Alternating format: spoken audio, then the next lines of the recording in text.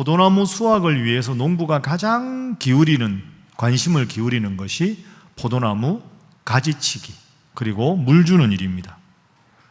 자, 가지치기가 왜 필요할까 한번 생각을 해보십시오. 여러분, 포도나무 농사를 짓는 농부가 가지치기를 제때 안 해주면 물을 많이 준다고 해서 포도 열매가 맺히지 않습니다. 가지가 많아집니다. 그럼 가지가 튼튼하게 쫙 뻗을 거 아닙니까? 가지도 싱싱하고 잎도 싱싱하고, 그러면 가지가 엄청나게 많아지면 우리는 상식적으로 멀리서 그 포도나무를 보고, 이야, 가지와 잎이 저렇게 무성하니까 크고 좋은 포도 열매가 맺히겠다. 여러분, 그게 아닙니다. 포도나무 가지가 너무너무 무성하면 열매는 제대로 열리지를 못합니다. 왜 그러냐? 가지가 뻗어나가고 잎이 무성하게 뻗어나가다 보면 너무 촘촘하게 가지와 잎이 많아지면 그 가지에 열매가 달려야 되는데 햇볕이 가지에 가려서 통과를 못합니다. 그리고 물을 농부가 열심히 주어도 그 가지들과 잎이 물을 다 흡수해버리기 때문에 정작 열매에까지 물이 뻗어가지를 못합니다. 그래서 농부에게 제일 중요한 건 가지치기입니다. 포도나무 가지에다가 적당한 가지에 가지치기를 해주어서 열매까지 햇빛이 충분히 공급이 되고 물이 충분히 공급이 되어야 그 포도나무 가지에 열매가 맺히는 겁니다. 자, 여러분, 이 이치를 잘 한번 생각해 보십시오. 가지에 열매가 맺힙니다. 그런데 너무 가지가 무성하면 열매는 크기가 작고 적은 양의 열매만 맺힙니다. 가지에 열매가 맺히지만 가지가 너무 무성하면 열매는 도리어 작아지고 빈약해집니다. 이것이 아주 중요한 점입니다. 자, 지난 주일에 우리가 하나님의 징계에 대해서 말씀을 나누었습니다. 다 기억이 나시지요? 예, 소리가 적죠? 예. 여쭤보겠습니다. 징계와 가지치기의 차이점이 있습니다. 하나님이 언제 우리를 징계하시고 하나님이 언제 우리에게 가지치기를 하실까? 이 차이가 있습니다. 자, 징계에 대해서 우리가 한번 생각을 해보겠습니다. 제가 여러 번 말씀드렸죠. 이스라엘은 포도 농사를 지을 때 비가 자주 안 오는 지역이라 이 잎과 줄기가, 가지가 포도나무에 있는 그 물기를 흡수하기 위해서 땅바닥에 붙여서 자라게 한다 말씀드렸죠. 그래서 이슬의 습기라도 조금은 머금게 한다. 그런데 그 가지가 땅바닥에 처음에 붙어서 자라다가 어느 정도 기간까지 그대로 두게 되면 바람이 불면 가지에 먼지가 쌓이고 가끔씩이라도 비가 오면 빗물에 진흙이 쌓이고 그러다 보면 바람이 통하는 곳과 통하지 않는 곳에 이 곰팡이가 생기게 됩니다. 그러니까 부지런한 농부는 항상 땅바닥에 자라는 가지에다가 가지를 들어 올려서 먼지를 털어내고 물로 깨끗하게 씻고 울타리 위쪽으로 가지를 들어줘 주어야 합니다.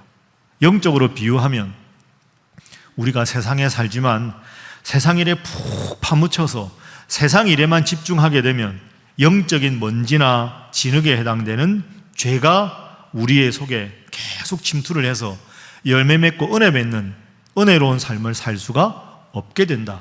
그래서 하나님은 이 사람아 정신 차리고 세상 일에 너무 집중하지 말고 예배 드리는 것과 말씀 드리는 일, 위의 것에 집중하라 하고 가지인 우리를 들어 올리십니다. 그런데 그 하나님의 말씀을 듣지 않고 계속해서 세상 일에만 몰두하면 하나님은 가끔 우리를 꾸지람을 하신다. 그게 하나님의 징계다. 기억이 다 나시죠, 이제? 예. 그래서 여러분, 징계는 이걸 기억하십시오. 징계와 가지치기의 차이. 징계는요, 하나님을 믿지만 열매가 아예 없는 성도들에게 하나님 하시는 게 징계입니다.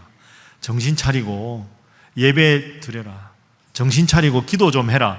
하나님께서 꾸지람을 해서 그래, 내가 열매 맺는 삶을 살아야 되겠다. 열매 맺는 삶을 전혀 열매가 없는 성도들이 열매를 맺을 수 있도록 하나님께서 꾸짖으시는 게 징계입니다. 그럼 우리가 해야 될 일은 하나님 앞에 죄를 용서받고 회개하고 열매 맺는 삶을 향해서 나아가야 되는 거죠. 그런데 오늘 우리가 다루게 되는 가지치기는 뭐냐?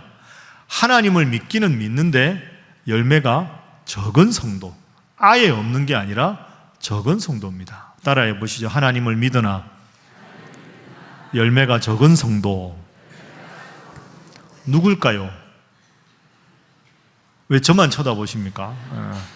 이게 우리의 모습이죠. 하나님을 믿고 나름 열심히 오랫동안 믿었고 여러 가지 봉사를 한다고 하는데 가지는 너무너무 무성해 보이는데 그래서 크고 훌륭한 열매를 맺을 것 같은데 겉으로 보기에 그런데 내 마음속에 은혜가 없는 건 아닌데 그 은혜가 오래가지 못하고 하나님을 믿는 게 좋다는 느낌은 있는데 감사도 행복도 기쁨도 양이 적거나 그 은혜가 오래가지 못하는 상태, 그게 오늘 우리의 상태. 그래서 하나님께서 우리에게 영적인 가지치기가 필요하다 이렇게 말씀하시는 거죠. 혹시 여러분들 중에 목사님 저는 아닙니다, 저는 은혜도 많이 받고 늘 기쁘고 늘 감사하고 해서 영적인 가지치기는 저하고는 해당 사항이 없습니다 라고 생각하시는 분들은 손을 들지 마시죠. 그 손 들면 교만한 거죠. 여러분, 혹시 마음으로 그렇게 생각하신다고 해도 그게 아닙니다. 이 은혜가 언제 사라질지 모릅니다. 은혜를 간직하고 싶다고 간직되는 게 아니지요. 기쁘고 행복하고 즐거운데 어느 순간 내 마음의 기쁨이 사라지고 내 마음의 행복이, 감사가 적어질 수 있습니다. 그래서 가지치기는 농부가 한 번 한다고 되는 게 아닙니다. 매년 포도농사를 지을 때마다 해야 되는 것이 가지치기입니다. 우리의 신앙생활도 마찬가지입니다. 하나님 앞에 한 번 회개하고 한 번 결단했다고 되는 게 아니라 다시 내 삶의 우선순위를 점검하고 다시 영적인 가지치기를 해서 꼭 필요한 일은 하고 필요 없는 일, 해서는 안 되는 일은 하나님 앞에 과감하게 단절하는 영적인 가지치기가 필요한 거죠. 그래야 우리가 믿음 생활을 잘 할 수가 있는 겁니다. 자, 우리 옆에 분들과 인사 한번 하겠습니다. 평생 영적인 가지치기를 해야 합니다. 자, 이번에 이렇게 인사할까요? 평생 열매 많이 맺으시기 바랍니다. 어떻게 하면 그러면 이제 열매를 많이 맺는가? 열매가 적은 가지가 더 풍성한 열매를 맺기 위해서 농부이신 하나님께서 가지치기를 하시는데 가지치기의 원리에 대해서 좀 더 살펴보겠습니다. 자, 먼저 오늘 본문 2절 말씀 하반절을 화면으로 한번 보시죠. 자, 함께 한번 읽어봅니다. 시작. 무릇 열매를 맺는 가지는 더 열매를 맺게 하려 하여 그것을 깨끗하게 하시느니라. 아멘. 화면 보시면 열매를 맺는 가지, 열매를 맺긴 하지만 크기가 작고 수가 적은 그런 가지는 더 열매를 많이 맺게 하려고 주님께서 그것을 깨끗하게 하신다. 저 깨끗하게 하신다가 영어로 푸른입니다. 푸른이 가지치기를 한다 이런 뜻입니다. 그러니까 열매를 적게 맺는 가지가 많이 맺게 하려고 필요 없는 가지들을 잘라내는 것, 그래서 열매를 많이 맺게 하는 것이 아버지 하나님 농부의 계획이다 하는 그런 뜻입니다. 그럼 여러분, 농부가 가지치기를 합니다. 그럼 가지가 무성합니다. 그 많은 가지 중에 어느 가지를 쳐내고 어느 가지를 남겨두어야 할까? 오늘 우리의 삶에 적용하면 우리의 바쁘다는 일상 속에 무엇을 간직하고 무엇을 쳐내야 될까? 그게 중요하겠죠. 자, 여러분, 농부가 포도나무 가지에서 가지치기를 하는 가지들은 어떤 가지냐? 작년에 난 가지입니다. 작년에 난 가지는 이미 무성하지요. 포도 열매를 맺었습니다. 그러면 작년에 난 무성한 가지와 잎을 잘라 주어야 올해 새로 나는 가지들이 물과 양분을 받아서 힘있게 뻗어나가고 그 가지에서 열매를 맺을 수가 있는 겁니다. 작년에 이미 생겼던 가지들을 제일 먼저 가지치기를 해 주어야 합니다. 오늘 우리의 삶에 적용하면 어떻게 될까요? 과거는 이미 지나간 겁니다. 신앙생활은 늘 지금 현재 하나님 앞에 어떻게 신앙생활을 하느냐가 중요한 겁니다. 자, 우리 옆에 분들과 인사 한번 하겠습니다. 현재 신앙이 중요합니다. 한 번 더 할까요? 열매 없는 무성한 가지는 소용이 없습니다. 열매가 없는 가지는 소용이 없는 거지요. 자, 그럼 이제 오늘 우리가 가지치기를 영적으로 신앙적으로 한다고 했을 때 꼭 기억해야 될 것 두 가지를 한번 생각해 보겠습니다. 여러분, 삶의 우선순위를 정확하게 하는 것, 그게 첫 번째입니다. 오늘 우리가 영적인 가지치기 할 때 반드시 하나님이 기뻐하시고 해야 될 일, 내 꼭 필요한 일, 그런데 이 일은 하나님 보시기 기쁘지 않은 일, 하나님 보시기 기쁘지 않고 할 필요도 없고 해서도 안 되는 일, 이렇게 명확하게 구분하십시오. 우선순위를 분명하게 해서 올해 열매가 잘 맺힐 가지는 두고 그렇지 않은 가지는 과감하게 잘라내는 우선순위를 명확하게 하는 것. 그래서 믿음 생활 잘하는 분들은 항상 단순한 삶을 추구합니다. 심플 라이프죠. 항상 하나님 앞에 말씀 읽는 시간, 예배 드리는 시간, 우선순위를 분명하게 하는 것, 그것이 신앙적으로 매우 중요합니다. 여러분 평소에 청소하시죠? 그런데 한 번씩 마음 먹고 딱 팔 걷어붙이고 대청소합니다. 평소의 청소와 대청소의 차이점이 뭘까요? 대청소는 말 그대로 제대로 하는 청소 아닙니까? 대청소할 때 제일 경계해야 될 게 뭡니까? 이거 두면 다음에 쓸지 모르겠다. 안 됩니다. 싹 버려야 됩니다. 그거 뒀다가는 대청소가 안 됩니다. 그러면 열심히 치워도 고스란히 그대로 남은 것 같습니다. 미련이 남으면 대청소가 안 됩니다. 여러분, 버릴 때는 과감하게 버려야 합니다. 꼭 필요한 것 남기고요, 불필요한 것 과감하게 정리. 여러분, 제가 여러분께 여쭤보면 요즘 어떻게 지내십니까? 목사님 바쁩니다. 휴일 되면 뭐 하고 싶으십니까? 다들 잠이나 좀 실컷 잤으면 좋겠습니다. 그 말은 평소에 많이 바쁘다는 겁니다. 여러분, 그런데 한번 생각해 보세요. 뭐 때문에 그렇게 바쁘십니까? 삶의 우선순위가 분명하지 않으면 바쁜 겁니다.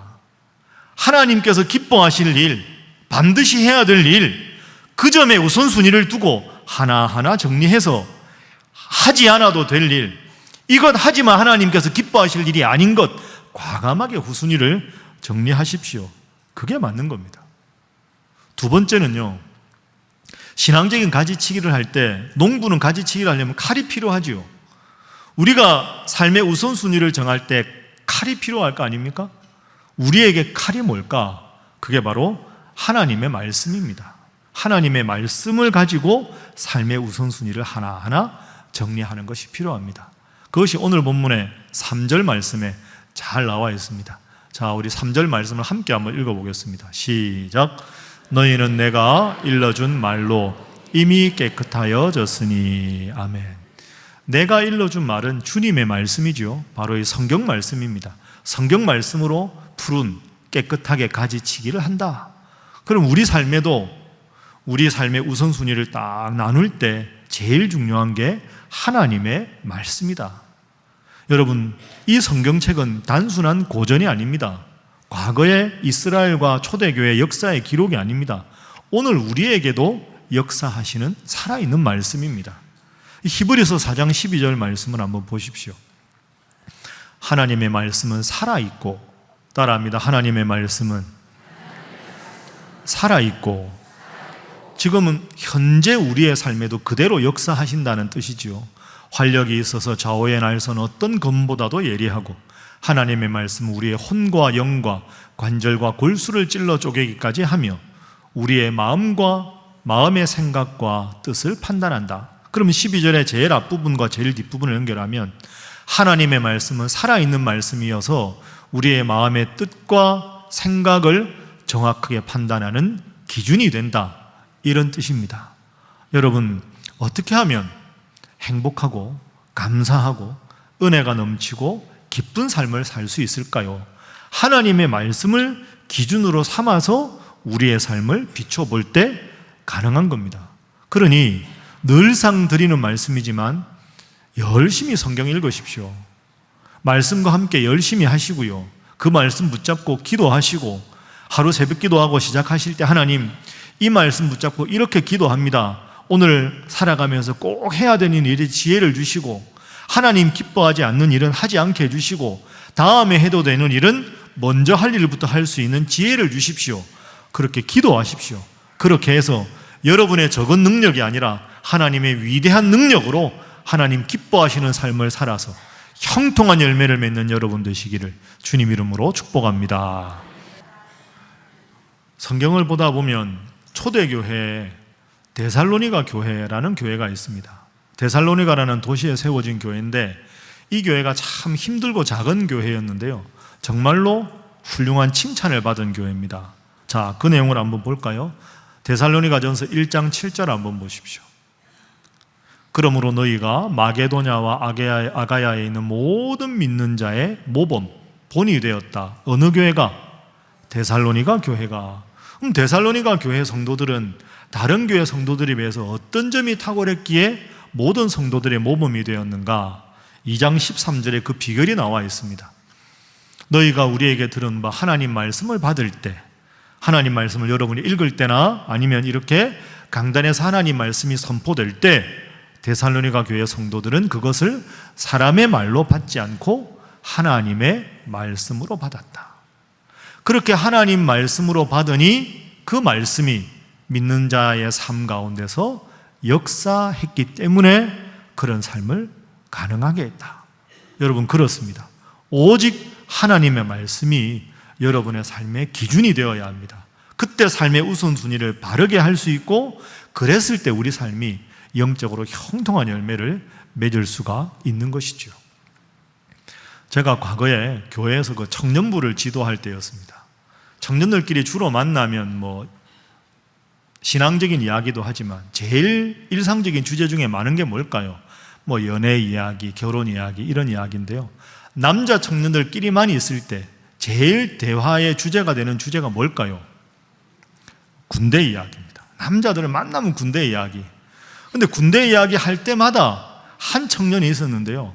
늘 군대 이야기하기를 즐거워하고 군대 이야기를 너무너무 많이 합니다. 자기가 항상 군대 이야기의 주인공입니다. 그 청년이 군대를 어떻게 갔다 왔을까요? 군대 이야기하면 이 친구가 항상 일을 합니다. 열심히 하던 청년이었거든요. 군대 갈 때 청년부 예배 드릴 때 축복성 불러주잖아요. 잘 갔다 오라고. 오랫동안 못 볼 거라고. 축복성 부르고 갔어요. 잘 갔다 오라고 박수치고. 그 다음 주일날 다시 제대하고 왔어요. 이게 어떻게 된 거냐 하면 논산훈련소에 입소를 하고, 훈련병 신분이었는데 논산훈련소 가면 신체 검사를 새로 하거든요. 그때 했는데 넌 안 되겠다. 몸이 좀 그러니 돌아가라. 그러니까 훈련소 갔다가 며칠 군생활하고 돌아왔는데 군생활은 제일 이야기를 많이 합니다. 군대가 어떻고 군대가 어떻고. 여러분, 재미는 있는데요, 그 친구의 말은 힘이 없습니다. 권위가 안 생깁니다. 왜? 군생활을 제대로 안 했으니까.